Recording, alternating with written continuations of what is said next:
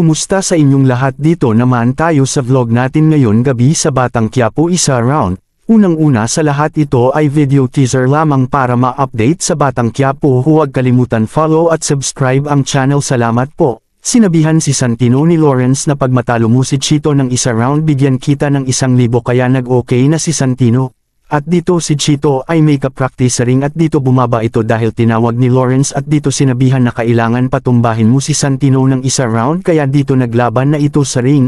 Nag-away na sila sa ring at dito nagsantukan na sila at daw si Santino ni Chito natamba ito at banilangan ni Lawrence at dito nakatayo si Santino naglaban ulit dito nanood si Roberto sa boxing dito ay nakabawi si Santino sa suntok ni Chito at dito ay bumagsak si Chito.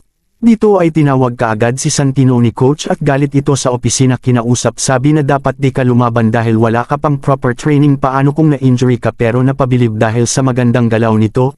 Sinabi ni